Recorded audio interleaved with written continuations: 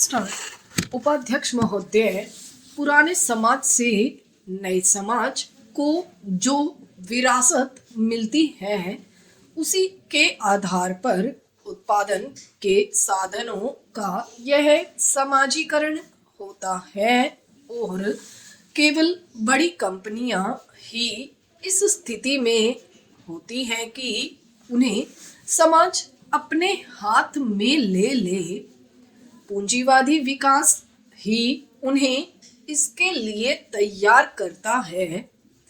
इन बड़े कारखानों में मालिकों और उत्पादन क्रिया के बीच कोई भी संबंध नहीं होता सिवा इसके कि कंपनी हिस्सेदारों को मुनाफा या ब्याज देती है। उत्पादन को मजदूर और कर्मचारी चलाते हैं और जब कारखाने का स्वामित्व समाज के हाथ में चला जाता है तो उनके काम में कोई अंतर नहीं पड़ता। हाँ, उन मजदूरों और कर्मचारियों के वेतन में अंतर अवश्य पड़ता है, क्योंकि जब उनका शोषण करने वाला कोई मालिक नहीं रहता, इससे उनकी कार्यक्षमता में भी धीरे धीरे आश्चर्यजनक रूप से प्रगति होती है और वे अपने श्रम का उपयोग पूरी देशभक्ति के साथ करने लगते हैं। लेकिन क्रांति के अगले रोज ही हरेक को समाजवाद को मानने के लिए विवश नहीं किया जाता।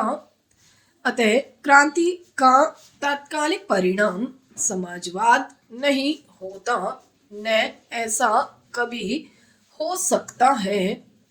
उससे मजदूर वर्ग को वह ताकत जरूर मिलती है और जब समस्त उत्पादन तथा वितरण समाजवादी आधार पर होने लगता है तभी समाजवाद की रचना पूरी होती है।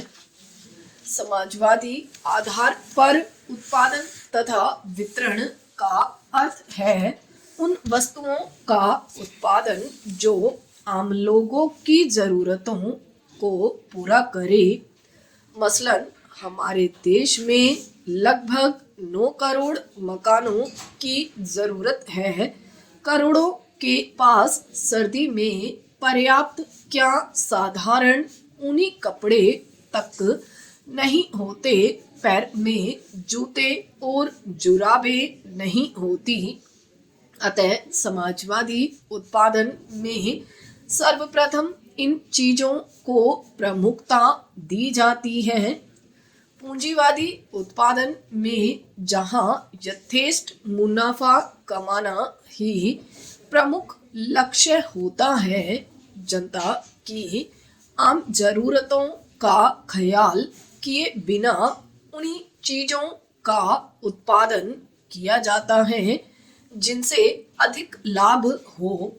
आजकल जो सरकार की नीति है वह पूंजीवादी उत्पादन की ओर अधिक है, समाजवादी वस्तुओं के निर्माण की ओर कम। कहने का नारा समाजवाद का है, परंतु वास्तव में हम पूंजीवादी युग में जी रहे हैं।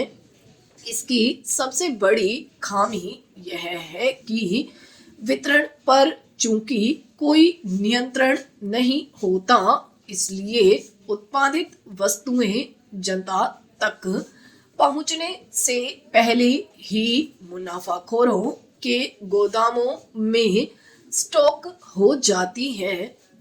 अतः उत्पादन के वितरण पर समाज का नियंत्रण होना बहुत जरूरी है। बिना इसके समाजवाद का लक्ष्य पूरा नहीं होता। दुर्भाग्य से हमारे देश में समाजवाद महज एक शब्द बनकर रह गया है। एक शब्द से अधिक कुछ नहीं। तभी तो स्वतंत्रता प्राप्ति के 25 वर्ष बाद भी लोग समाजवाद के बारे में भ्रमित हैं।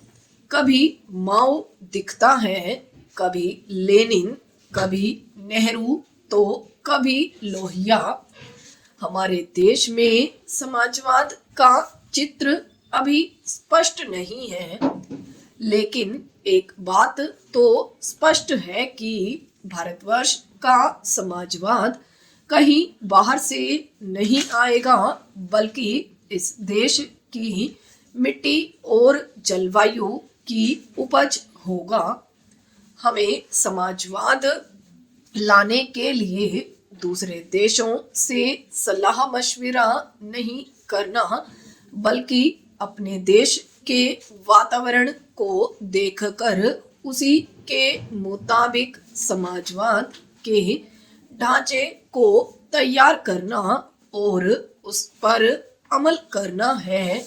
विराम।